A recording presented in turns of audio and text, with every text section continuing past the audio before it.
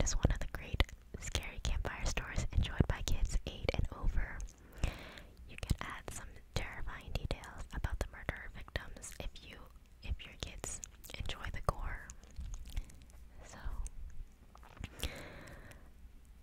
a man was lying in bed one evening when he noticed there was a lot of sirens in the streets outside, and there was a helicopter flying around overhead, and the sounds of barking dogs and shouting people.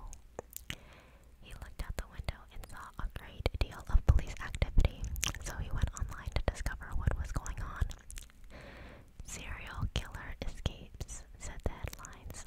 As he read further, the man discovered a crazed killer had broken loose and that he was believed to be in the man's neighborhood. He wasn't too worried. As the night wore on, the noise wound down, and the man went to bed. Suddenly, the man startled awake. He thought he heard a sound. He listened carefully, and he was just about to go back to sleep when he heard it again. This was sure someone trying to get in his front door. The man looked down the hallway, terrified, not knowing what to do. The only way out of his room without going into the hallway was through the window. He couldn't climb out, could he? His mind was made up as he saw the door wobble in its frame, as someone threw their entire weight against it. Without another moment of hesitation, the man leapt out of his window and ran into his yard. He paused to look over his shoulder just in time to see the lights go on in his bedroom and a team of police file in. The man was amazed and relieved at the same time until he felt a hand clamped tight over his mouth with the cold steel of a serial killer's knife against his throat. That is the end of the first story. The next one is called The Hitchhiker. This story is suitable for children about 8 years over and is an all-rounder scary stories for kids. It is a good campfire story for kids but can be used for sleepovers, Halloween, or any other time you need a scare. So it starts off. A man moved into a small town and slowly got to know a few of his neighbors. He soon learned that the most of the residents believed that one of the roads out of the town was haunted, but he didn't believe in ghosts, so he never asked why. One day the man went to visit a friend in another town. He was enjoying his visit so much that he ended up staying later than he had planned. By the time he left for home, it was way past midnight. There was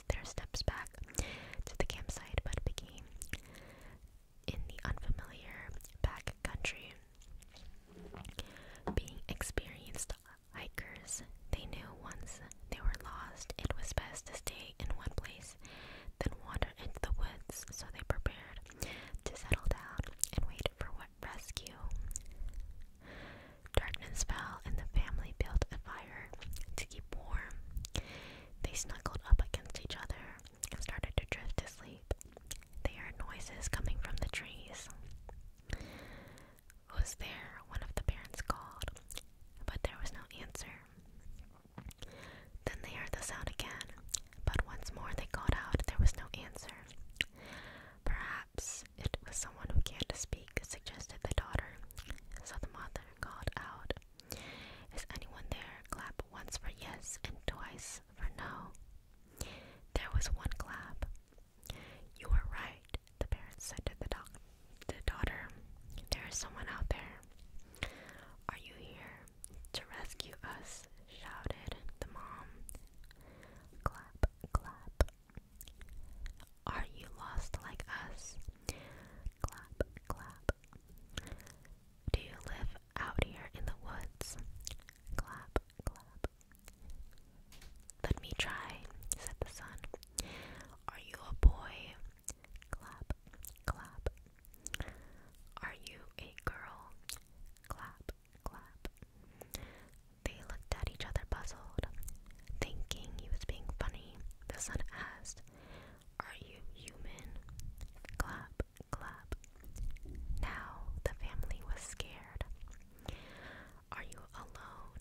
called the mom. Clap, clap.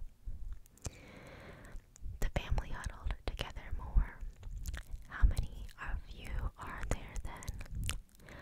Clap, clap, clap, clap, clap, clap, clap, clap, clap. Clap, clap, clap, clap, and it just keeps going on and on.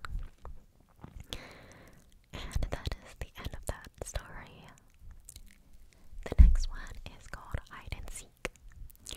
Even the youngest of us, a little bit of a scare. This creepy story is for kids and suitable for little ones as young as 5 years old. For older kids, you can describe the creature in the wardrobe and tell it on a rainy day and suggest a game of hide and seek afterwards. So, two sisters were spending the summer at their grandparents' house when the sun was shining. They had plenty of fun swimming in the lake out front, exploring the woods out back, and playing all sorts of games out in the garden. However, 1 week towards the end of their stay, it did nothing but rain. The girls had played board games, read books, made things with craft supplies, and now they were bored. Their grandparents' house was large, and the girls thought it would be an excellent place for a game of hide and seek. The younger sister wanted to hide first. She ran off to find a hiding place, while her sister covered her eyes and began to count to 50. The older sister heard her siblings' footsteps running up the stairs and along the hallway to the back of the house. After reaching 50, she opened her eyes and went in search of her sister. The garden went into every room. She looked under the bed and in the closets, behind the curtains, and behind the doors, but her sister was nowhere to be found.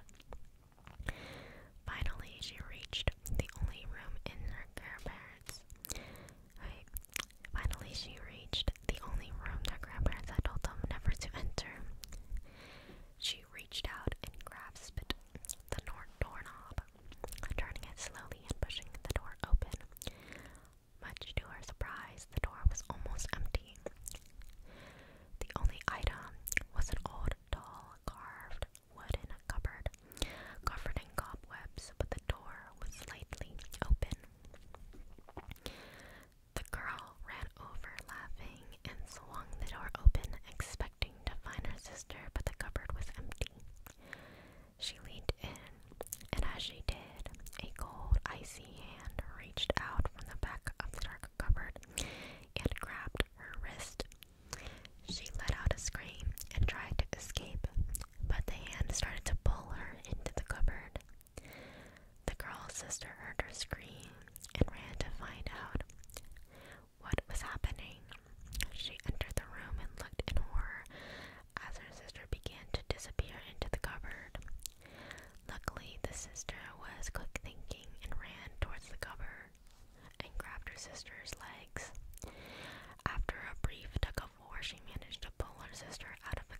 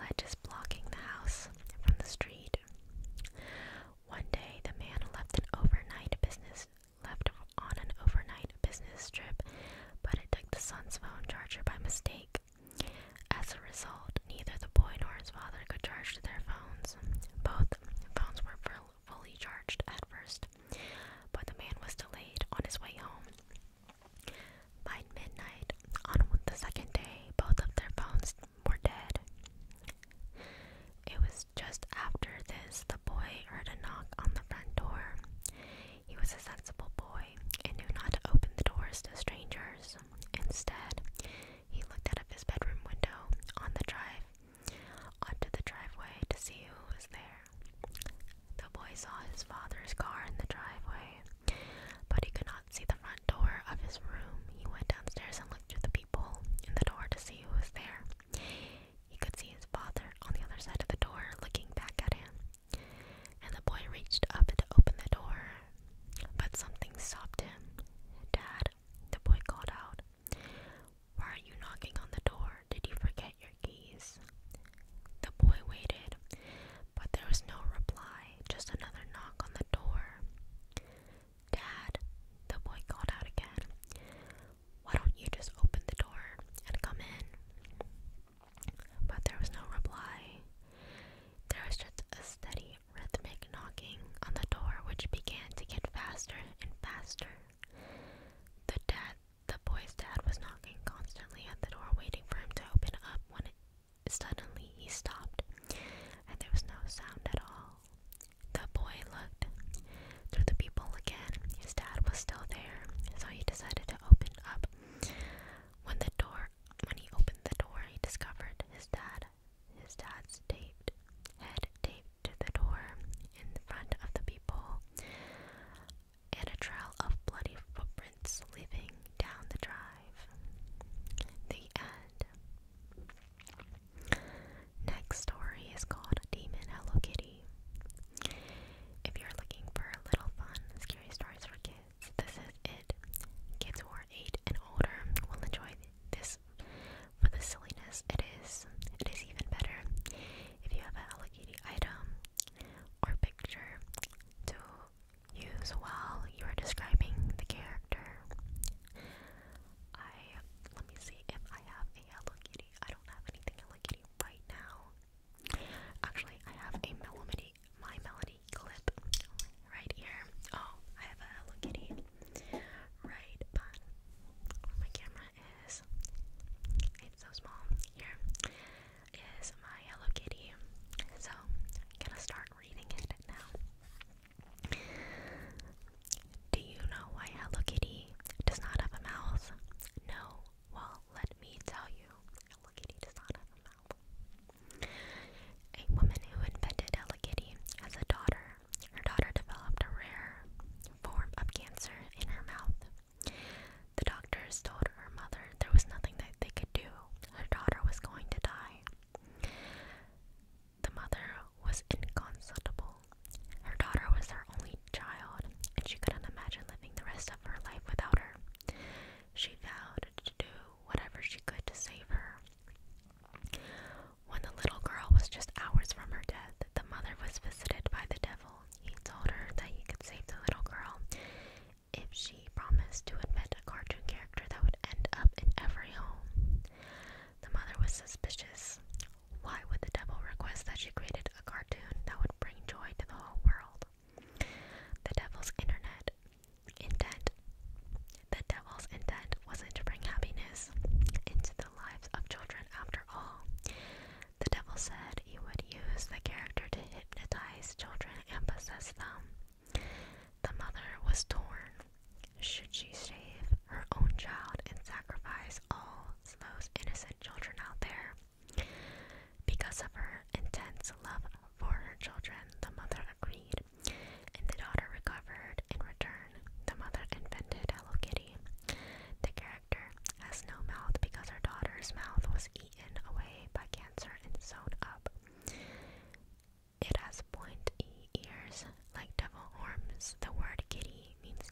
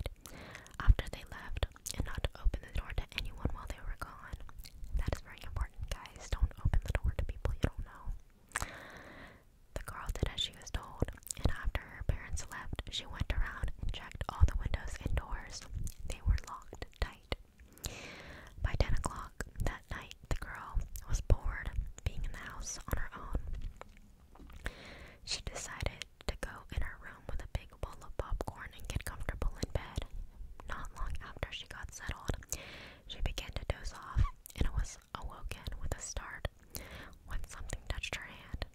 It was the dog.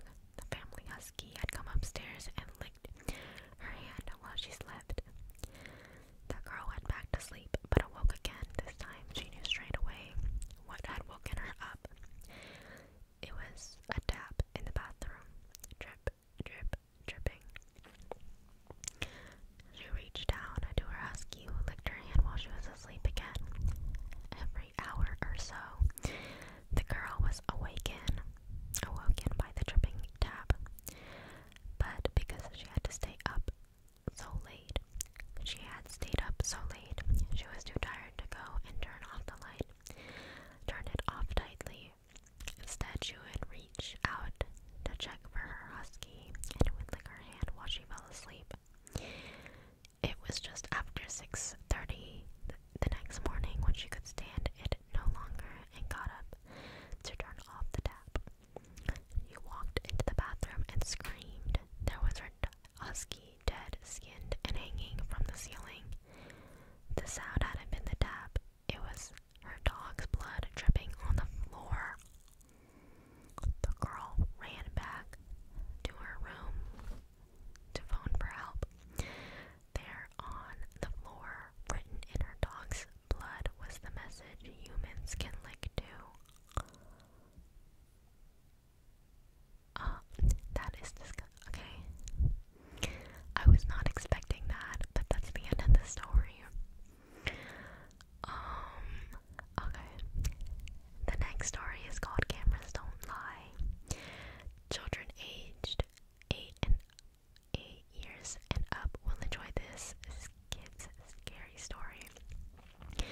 For an extra punch, load on an appropriate photo on your phone. Show it to your audience at the end of the story and tell the kids you were the babysitter in the story. A teenage girl had been babysitting for the same family for a few years. The children were generally well behaved and she enjoyed looking after them. One day, the family called the babysitter with a special request. My sister and her husband died in an accident, and we have taken in their daughter. The father said, "She is very quiet after what happened to her parents, but she's no trouble. Would you mind looking after her as well? And the other children this Saturday?" The babysitter said she didn't mind at all. And on Saturday evening, she went to the family's house. The children settled back down in bed, and they all quickly fell asleep, except for the niece. The little girl came back downstairs and asked if she could sit down with the babysitter because the monster that killed her